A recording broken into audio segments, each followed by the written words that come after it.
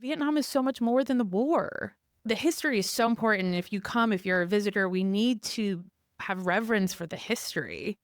And we should absolutely expose ourselves to the rich and diverse history here in Vietnam. I think it's the spontaneity of Saigon that draws me to it because you never know what's going to be around the corner. You never know what's going to be opening, what restaurant, what bar, what shop.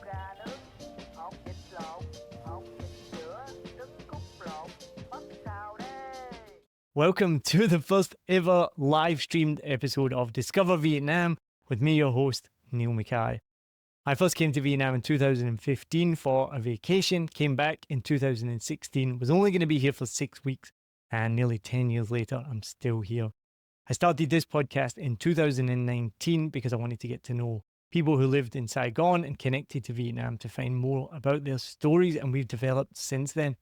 And in today's episode, the first ever live stream episode that I'm very excited and very nervous about as well, we're going to be talking about how Vietnam has changed into a global lifestyle hub.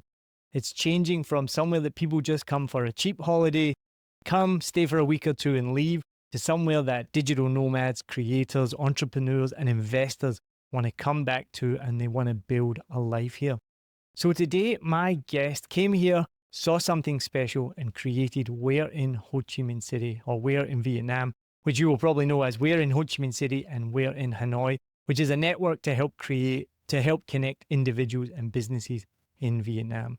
So today we're going to be talking about how Vietnam has changed and how that network, how her business can help connect people and why people are so attracted to this country. So I'm very excited to welcome to the first ever live streamed episode of Discover Vietnam, Dana Bradley. Dana, thank you so much for joining me. Thank you so much for having me. I've never done a podcast before, so I'm very excited. I'm a bit nervous. So yeah, the technology, the setup here is really great. I love what you've done with the place. Thank you very much. Your first ever podcast as well. It's pretty exciting. And we're here in the Saigon podcast studio. We first met like when you first came here, I think like 5 years ago, COVID. Yeah, you got COVID stuck during times. COVID. Yeah, so I've been living in Vietnam now since 2020.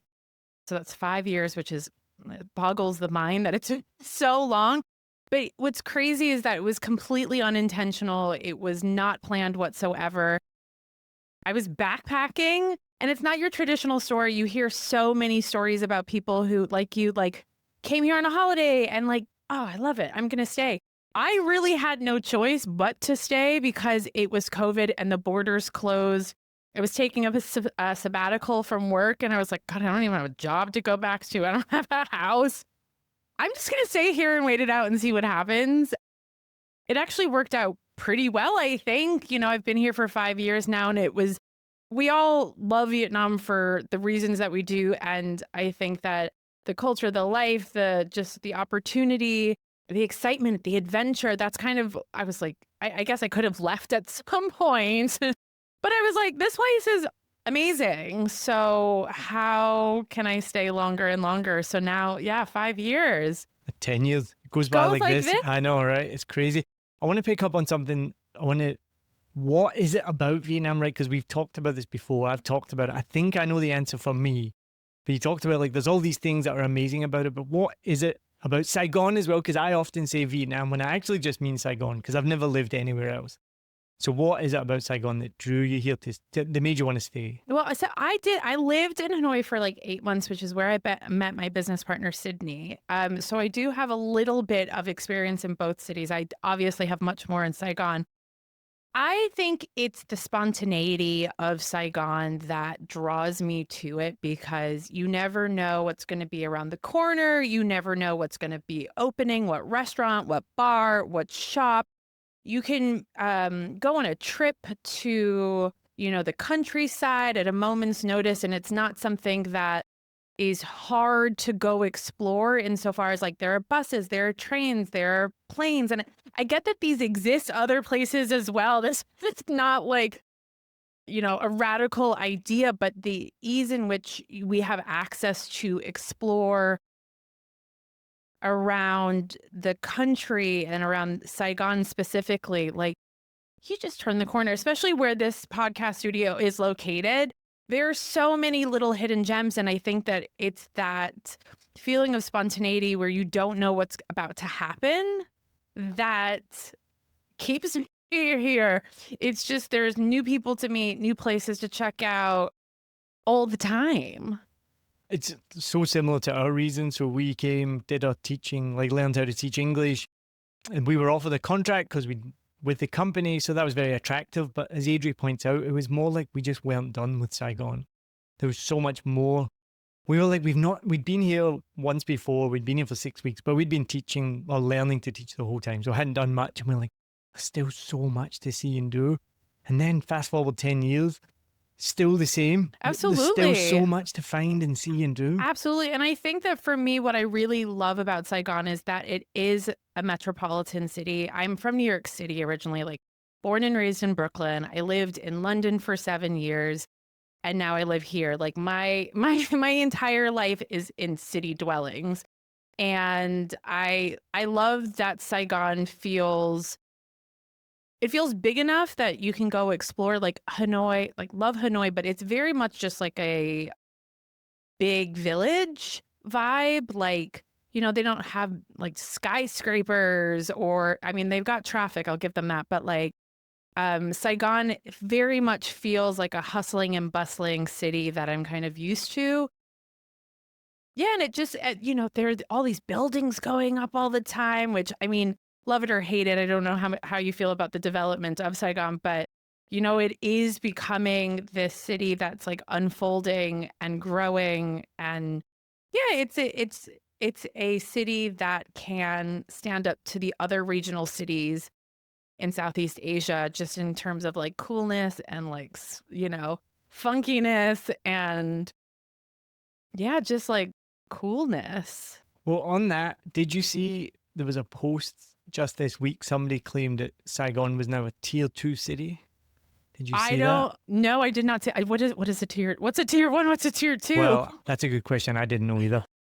But my beautiful wife looked it up. Well, she knew already, and Saigon is nowhere near a tier 2 city, put it that way. So even though with all the development, there's always something that reminds me of that Saigon, Vietnam is still 20 years behind the rest of the world. So like we've just gotten the metro, but it's one line. It's one line. I think, I hear this and I've spoken about this with people like, Vietnamese and foreigners. And, I think that's something about like, the like quote unquote, like 20 years behind. I feel like, considering that Vietnam was not, open for trade or working on like a global scale and being a competitive global economy until recently. I mean, like, they are like the fastest it's catching up so moving, quickly. like economy. It's crazy to see like how much like investment is coming in. I mean, that's the buildings. I know that like, maybe it's not Bangkok, but I don't want it to be Bangkok. I honestly like I love Saigon the way it is. Well, what I love about it is one of my favorite words is the juxtaposition. Yeah. Sums it up so perfectly. Much. Because even though it's rapidly developing, buildings all over the place, new metro, cars everywhere, you've just come to the studio where we're in this little hem. It's not changing anytime soon. You go around the neighborhood, there's still people selling street food. There's still the same little businesses. They'll probably go away eventually, but not anytime soon. I see so much of Saigon changing in front of my own eyes. But I see so much of it that has never changed in 10 years, and I can't see it changing again in 10 years. So as long as it's always got those two things going side by side, which it won't last forever, like nothing lasts forever, but well, it does. I know, it's still amazing. So when you first came, right, you felt this, the answer I was going to say is, what did you notice about Saigon, or what did I notice? We always kind of put it down to the energy, which I think is what you were getting. There's just some crazy energy about here, like frenetic, just crazy. Oh, love it. It just draws you in, I think. Gives you dopamine. You're like, what's For happening? sure. I mean, I get made fun of because I talk about my age a lot. Lewis and Kim, I heard you were making fun of me because I talk about my age a lot. But I'm 43 and I feel younger than ever. Like I feel it's the energy of this city. Like I wake up at 5:30 every morning because it's warm already. The sun's coming up. I used to live in New Zealand. 5:30, it's freezing cold and pitch black. There's no way you were getting out of bed then. So I just feel like there's just something about this I place. will say that so I have friends like back in my home, like in the States, in the UK, and they're like, God, you look so much younger. Like you're getting older, but you look like you're getting younger. And I'm like, well, thank you so much. But no, I credit it to eating pho all the time because there's so much collagen. Like think about all like the bone broths and all of that that we have. Just like I'm like that is my beauty hack. I'm like just eat a bowl of pho. Well, I've just started adding collagen to my breakfast in the morning. Do You I don't should need eat to do pho that. I'm instead? sorry. The prices that they charge for imported goods, you don't need to do that. You can just go to your local pho street stall and there's your solution. Well, that's interesting you bring that up because I famously in my own head, Okay, famously. don't like pho. And I've talked about it that I think What? pho is terrible. There's so much better food than pho. I mean, there's a lot of better food than pho. That's absolutely true, but not to like a noodle soup. Come on. Well, but there's a but coming. Okay, go. I've just found a pho place round the corner that was introduced to me by Chelsea Gallagher, if you know Chelsea Gallagher. I hope she's watching She this better 'cause be watching. Chelsea Gallagher is like my best friend. Oh, cool. Well, so she introduced me to this halal pho place. It's nothing to do with that it's halal, it's just pho. And I just never eat pho because I'm not the biggest fan. And I now love this place. And I'm now, after 10 years, like, okay, now I get it. Yeah. I'm always on the lookout. So after this, you have to give me the, It's round the corner. oh, perfect. Yeah, yeah. Just look for the mosque. It's outside the mosque. So when you've got stuck here during COVID, then what did you see about the lifestyle here that made you start where in Vietnam? Well, I guess the thing is, I've always been very into food and drinks. Like going out and dining has always been something that I just, I think it's just started from growing up in New York. And, every Friday night from like being 6 years old, we'd go to a sushi restaurant and we would go to Mexico. Like I had such a variety of culinary exposure from a very, very young age. So when I got stuck in Hanoi, my husband reached out to Where in Hanoi. It was a brand new Instagram account saying it was about to be my birthday in a week. We had been there for a week or two. And he sent the account a message like, hey, it's my wife's birthday. What do you think we should be doing? Like, we're new here. And Sydney, who's on the other side of it, is so excited. She tells the story because she's like, it was one of our first DMs we got, And so she gave us some recommendations. It was really great. Shout out to Cork and Bottle and Dragon Cello in Hanoi. It was a great birthday. And so I followed up with her after just to say, thanks so much. Like, we had a great birthday. I love what you're doing. Like, my background is in branding. So when I worked in the UK, I worked at like top tier international strategic design studios and found myself with like this experience. But I also kind of knew that I wanted to transition from hardcore agency life into something creative, something that was my own. And I just was like, if you ever need any help, I like photography, I like eating, I like writing. I've got like a marketing background, like give me a shout. And so we kind of connected. And yeah, when a job opportunity came up for my husband down in Saigon, I was like, girl, hi, I've got nothing to do down there. And why don't I run Where in Ho Chi Minh City? Why don't we work together? You run like, this is your ship. You're the captain, but I need something to do because he's going to go off to work all day. Can I do this? And she was like, yeah, like, let's try it out. And so for me, it was really a segue to like learn about the city. Because I knew like I'd visited for like 3 days, but the best of Saigon is actually when you're here for longer than 3 days. Like, when you've done the walk around here, you've gone to that museum, like those are fine, but It's that's terrible. No, it's awful. I think Saigon in 3 days is awful. is horrible. When people come to visit, like we'll do the usual stuff because you have to, the post office, the cathedral, all that, but it's the post office. It's a beautiful building, but again, it's a lot of there's also a lot of what I find conflicting is that a lot of the things that are like quote unquote like the traditional things that you should do are like either like colonial based, like which is, I mean, it's a beautiful building, the post office, but I'm like, I don't know, this doesn't feel like Vietnam to me. Or it's just like, I don't know, it's just kind of boring and basic, the things to do, where I'm like, I think as we've grown, we're in Ho Chi Minh City and we're in Vietnam, which is like the mother brand for both we're in Hanoi and we're in Ho Chi Minh.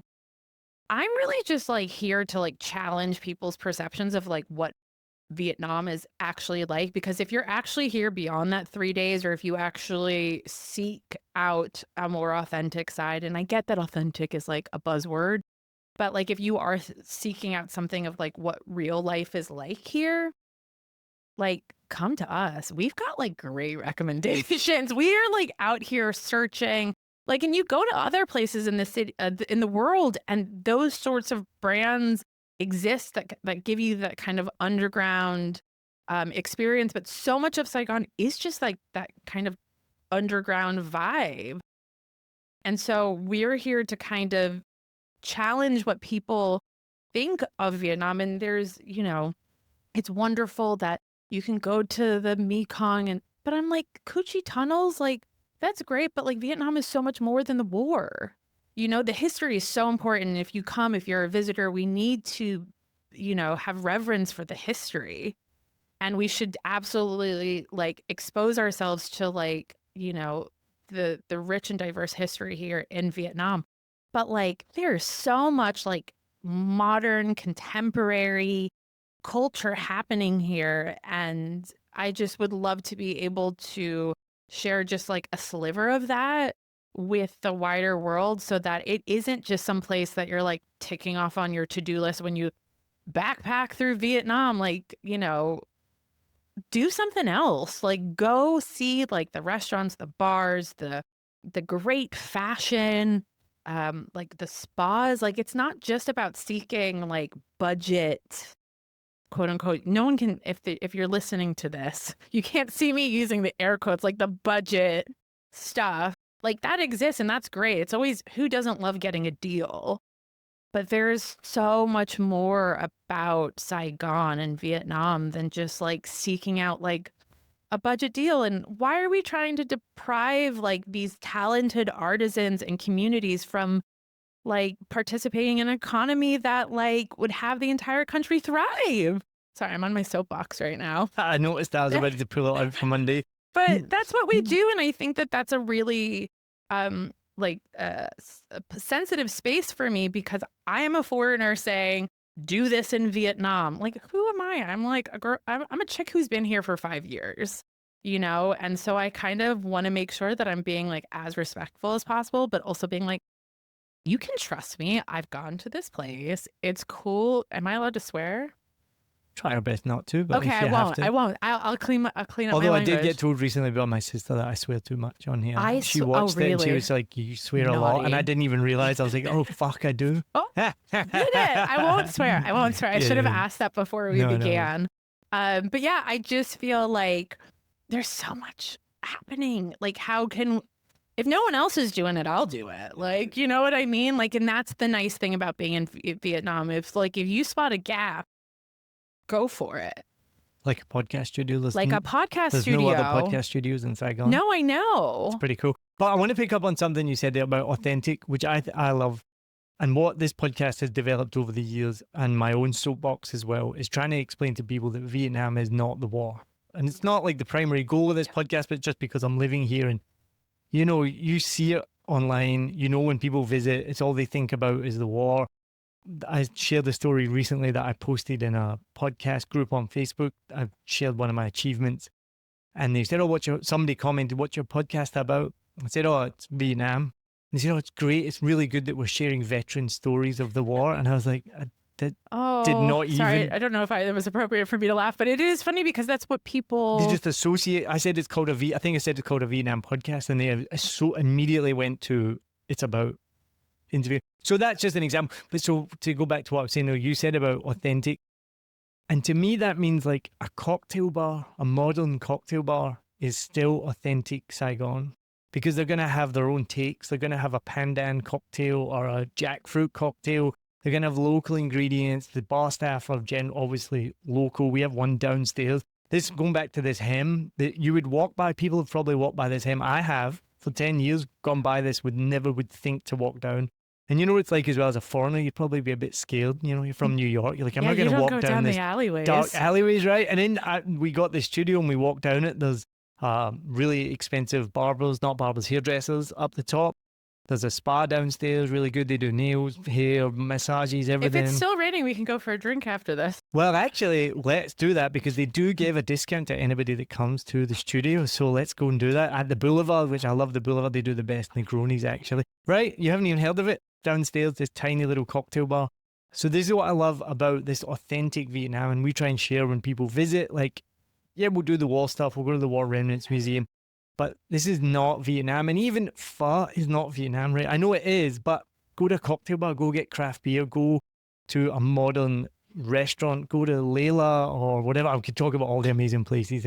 But going from that, what have you noticed that has really changed Vietnam changing Vietnam, because it's not fully changed, but changing from that budget destination to somewhere that people want to come and build a life and build a lifestyle like digital nomads. And, you know, we both spent a lot of time in Tao Dien. So I think it's the only place, first time I've ever met you outside of Tao Dien, I think. And that's changed massively. Pham Viet Chan has changed massively. How do you see that attracting more and more people? I feel like this might be like a very obvious answer, but like the internet is a huge driver and change here. You know, because I'm also a marketing consultant, I'm, you know, aware that I saw a statistic that was like, you know, I think, forgive me if the numbers are not entirely correct, but you'll get the vibe of what I'm trying to say, that if there's like 80 million people in Vietnam, there's like 120 million phones.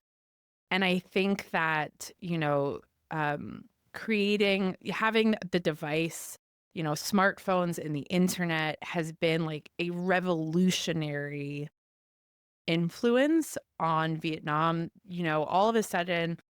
And I guess this is for everybody, right? This isn't necessarily a groundbreaking insight, but having the access to see art and culture and perspectives that are not just on your hem or just in your local neighborhood.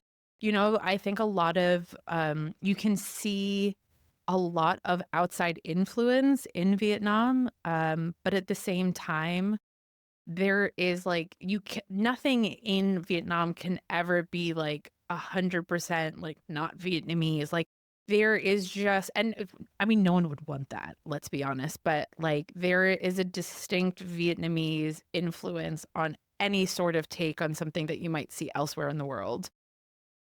And so, yeah, I think that the internet, smartphones, I think that people sharing content and, you know, fashion, this is what really inspires people. And I think that this is the first generation of like young people that haven't been exposed to war. And they're just like creative, going to uni, trying out new things, having ideas.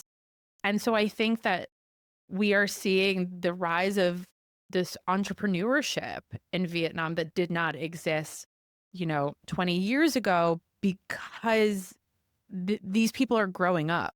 This is the first time that people who've maybe been schooled in Vietnam and gone abroad for, I don't know, like schooling or something, and coming back and being like, let's do this. Like, or you know, how many VQs are here that are just like wanting to connect with their homeland? So, and I think that I see those stories, and my perspective on that is just being someone who's perpetually online as well. Like, you know, I run an Instagram account. I'm like always consuming content. It's almost like a danger. But that's what I'm seeing. And I can see how design, like I loved it, like interior design, graphic design, and you can really see that manifesting. So you don't need to necessarily leave Vietnam to see that or be exposed to what someone's doing in Hanoi.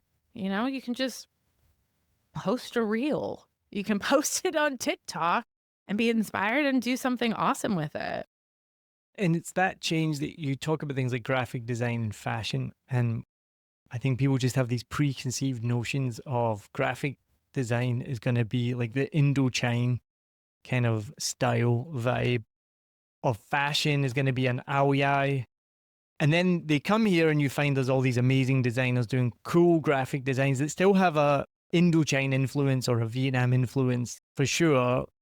I just wish I was Gen Z. Like, I'm a No millennial. way. Oh my God, You are you wish you were joking? Gen Z? Are you kidding me Yes, on? I think so. I mean, maybe not like going to school. Listen, there are many benefits of being a millennial in No the offense sense. to Gen Z No, too, but I mean, I don't want no, to be but a I Gen just Z. mean like they're just so cool and having so much fun with things. And I think also just to be young and be like experimental like that is so cool. In my opinion, Gen Z look miserable. Where are you? What Gen Z are you seeing?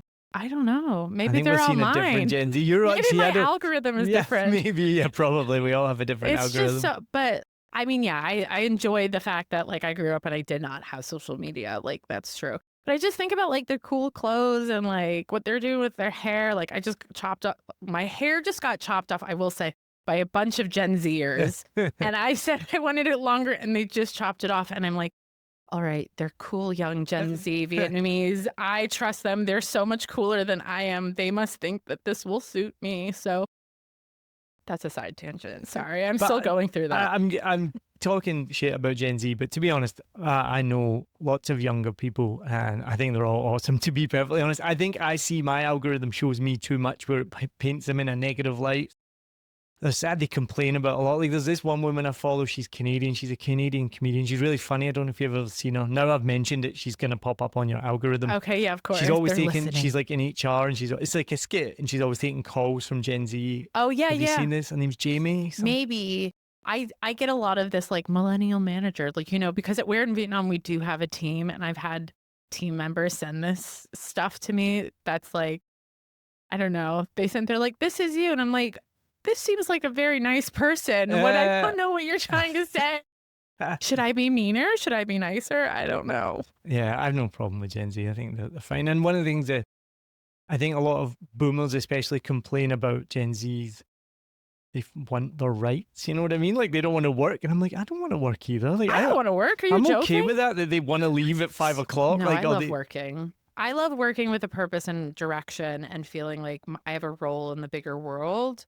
I think I don't think anybody wants to work like for something that doesn't fulfill them necessarily, like that you feel used or abused or just like exploited. I don't think anybody wants that. But yeah, yeah.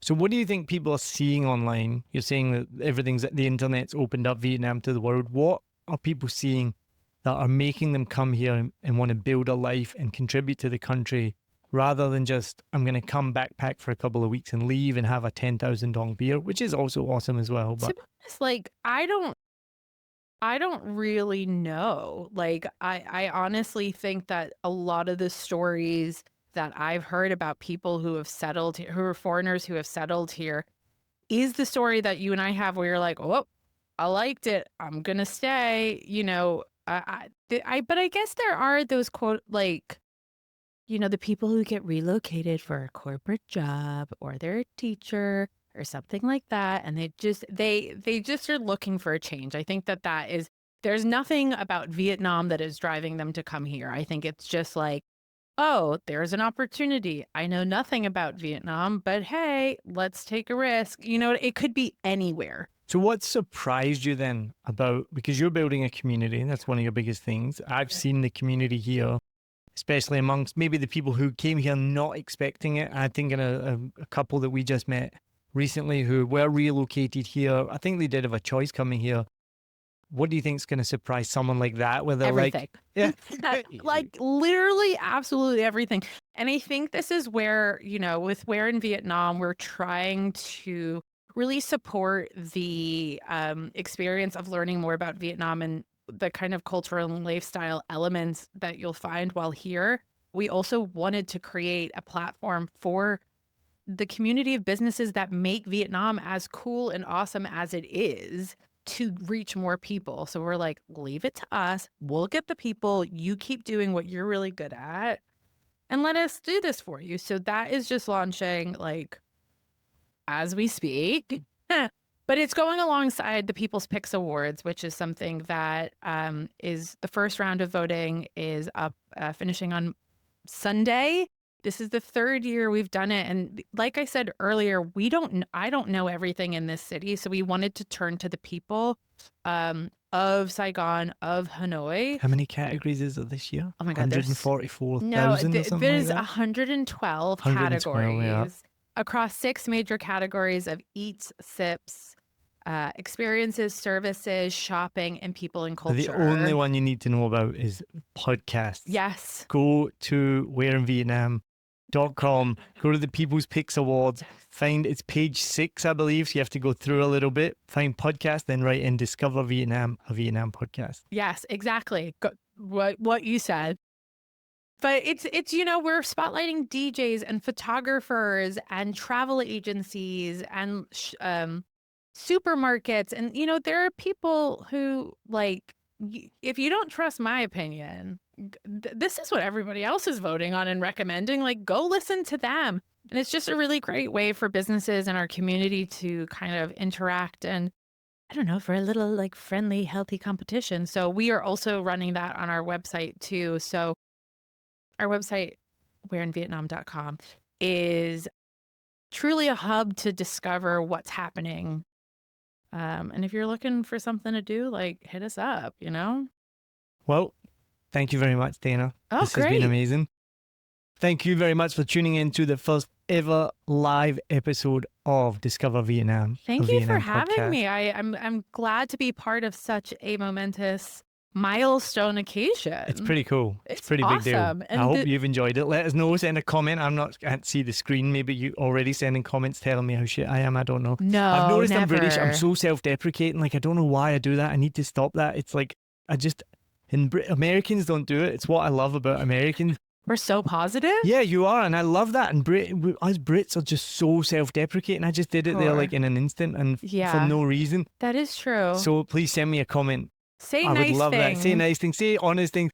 Remember, you can follow, subscribe, share this episode, share this podcast, Discover Vietnam, with other people who want to discover more about the lifestyle here, who want to find out a different side of Vietnam. It's not just about the war that happened, but it's more about a thriving community. It's just an amazing place to be. And now we are going to go to one of those amazing places right downstairs the boulevard for a Negroni. Let's do it. Let's have some fun. Awesome. Sounds good. Thank you very much. Thank you so much. Bye. Okay.